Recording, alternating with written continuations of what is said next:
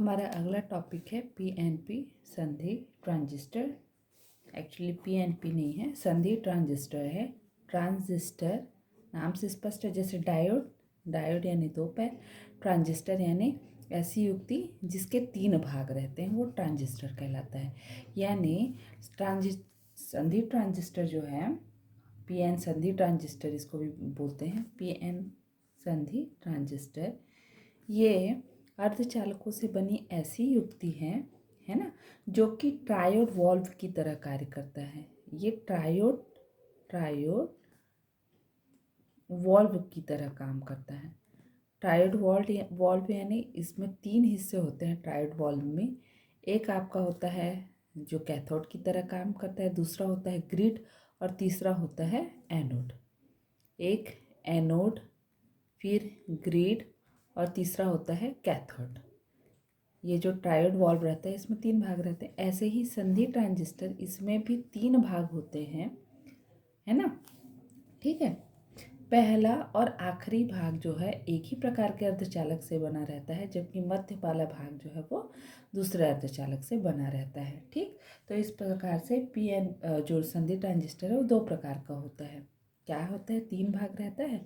तो अगर हम तीन भाग पहले बना लेते हैं, ये पी एन पी, ठीक, तो ये दो जो हैं वो एक समान अर्धचालक से बने रहेंगे। मान लो ये पी है तो यह भी पी का बना रहेगा और ये हो गया एन, तो यहाँ पे भी पी एन संधि हो रही है, यहाँ पे भी एन पी यानी पी एन संधि हो रही है।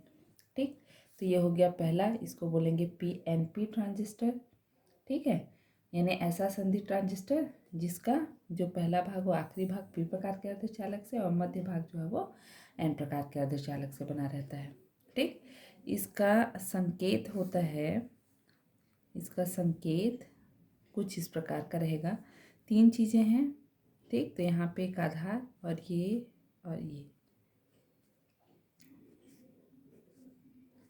पीएनपी में धारा जो है ऐसे प्रवाहित होती हुई रहेगी।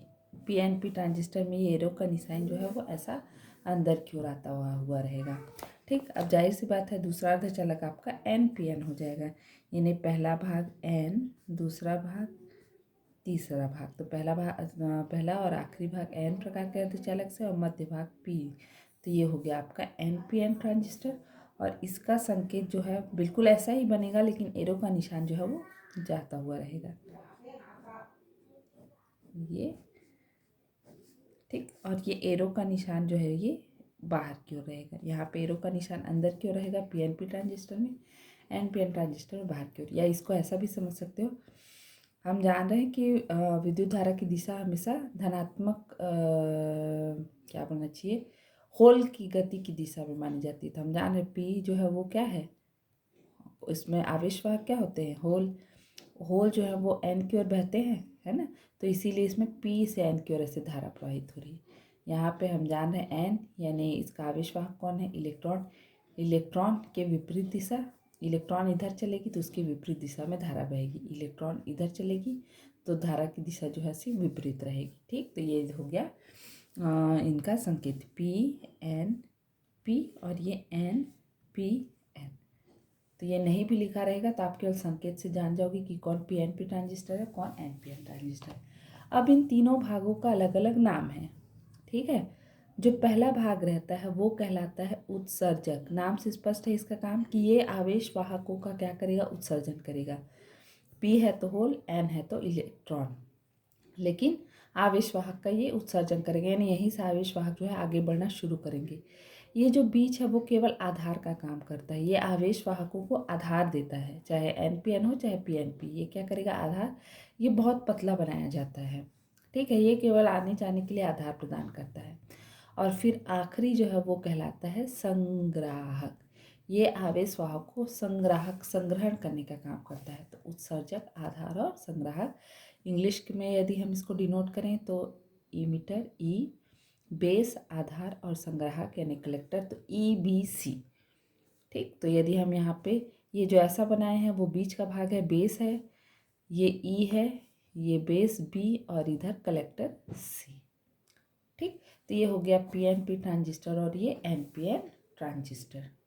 ठीक है, मध्य भाग जो है इसका जब बनाया जाता है, इसको पीएनपी ट्रांजिस्टर या एनपीएन ट्रांजिस्टर जब बनाया जाता है, ठीक, जैसे पी एन डायोड आपको बताया गया था, ये एक्चुअली एक क्रिस्टल है, ठीक। विभिन्न पी प्रकार के परमाणु, एन प्रकार के परमाणु, पी प्रकार के परमाणु को मिला के एक क्रिस्टल बनाया गया है। चूँकि ये तीनों परमाणु लगभग आसपास के भाग के हैं, 14वें भाग 13वें भाग के तत्व है ना इन लोग, तो इसलिए इसमें अंतर कर पाना बहुत मुश्किल होता है, इसीलिए ये इसको एक क्रिस्टल फॉर्म में बनाना जो है वो आसान रहता है, ठीक है। अब हम देखेंगे ट्रांजिस्टर का प्रतीक, देख लिया। हाँ, बनावट ऐसी रहेगी कि ये जो बेस है वो कम रहता है, बेस जो है वो पतला रहेगा, ठीक। इसीलिए जो बीच मध्य भाग है उसको थोड़ा ऐसा कम दिखाते हैं, ठीक है। पी से एन की बीच की जो दूरी है, पी से एन यानी उत्सर्जक और आधार के बीच की दूरी से भी ज़्यादा अधिक दूरी रहेगी आधार और संग्राहक, यानी इधर ज़्यादा चौड़ा रहेगा, इधर कम, ऐसा बनाया जाता है इसे, ठीक है। तो अब ये हो गया ट्रांजिस्टर के बारे में। अब हम लोग देखेंगे पीएनपी ट्रांजिस्टर का सर्किट में यूज़। इसका उपयोग देखने के पहले एक और बात हमको ध्यान में रखनी है ना, वो बात ये कि जब चाहे पीएनपी ट्रांजिस्टर हो चाहे एनपीएन ट्रांजिस्टर हो, जब इन दोनों को विद्युत परिपथ में उपयोग में लाया जाता है, किसी विद्युत परिपथ में जब इसे लगाया जाएगा, तो उत्सर्जक जो है, उत्सर्जक वाला भाग जो है वो हमेशा किस में रहेगा, अग्र अभिनीति में रहता है। उत्सर्जक जो है वो हमेशा किस में रहेगा, अग्र अभिनीति में, ठीक, यानी फॉरवर्ड बेस, इसको किस में रखा जाता है, फॉरवर्ड बेस में।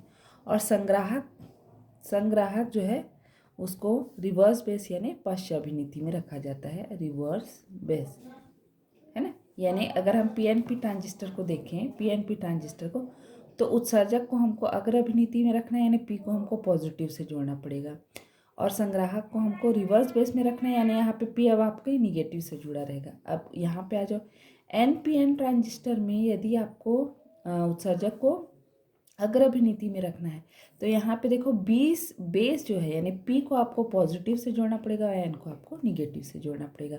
बस इसी चीज़ का ध्यान में रख के आसानी से इसका जो सर्किट है वो हम बना सकते हैं, ठीक है। पीएनपी ट्रांजिस्टर चूँकि इसमें 3 भाग हैं, ई, बी और सी 3 भाग हैं, ठीक।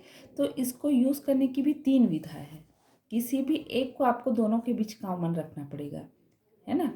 तो इसकी 3 विधा है, मैं यहाँ पे शॉर्ट फॉर्म में बता रही हूँ। उभयनिष्ठ, एक चीज़ उभयनिष्ठ रहेगा हमेशा, चूँकि 3 चीज़ है तो एक हमेशा उभयनिष्ठ रहेगा, चाहे इसके बीच हो, चाहे इसके बीच हो या इसके बीच हो, एक चीज़ उभयनिष्ठ रहेगा। तो देखो पहला है उभयनिष्ठ, जो आपके सिलेबस में है भी, उभयनिष्ठ उत्सर्जक विधा। इसमें उत्सर्जक को क्या रखा जाता है, उभयनिष्ठ, किसके किसके बीच, तो उत्सर्जक को अगर उभयनिष्ठ रखना है यानी आधार और संग्राहक के बीच, उधर उत्सर्जक को क्या रखा जाएगा, कॉमन। इसको बोलते हैं CE mode, common emitter base, common emitter mode, ठीक। सेकंड, अब आप समझ गए होंगे, उभयनिष्ठ उत्सर्जक हो गया तो उभयनिष्ठ आधार, कॉमन बेस मोड, इसमें बेस को कॉमन रखा जाएगा, किसके किसके बीच, तो आप जान रहे हैं उत्सर्जक और संग्राहक। यदि एमिटर को रख रहे हैं हम बोलेंगे तो आप समझ जाओगे बेस और कलेक्टर के बीच, बेस आधार और संग्राहक। यदि आधार बोल रहे हैं तो बाकी 2 बच्चा उसके बीच वो कॉमन रहेगा, और अगर लास्ट संग्राहक को बोलेंगे तो बाकी 2 बच्चे उसके बीच वो कॉमन रहेगा। और तीसरा है उभयनिष्ठ, उभयनिष्ठ क्या, संग्राहक विधा, है ना, जिसको कॉमन कलेक्टर मोड बोलते हैं, सीसी। किसके बीच कॉमन रहेगा, ये एमिटर और बेस के बीच, ठीक। तो ये 3 विधाएं हैं आपके सिलेबस में। कॉमन एमिटर या जनरली कॉमन एमिटर बेस जो है वो यूज़ किया जाता है। तो अब हम अपना अगला टॉपिक कॉमन एमिटर बेस में पीएनपी और एनपीएन ट्रांजिस्टर की कार्यविधि समझेंगे और साथ ही साथ उसका अभिलाक्षणिक वक्र देखेंगे।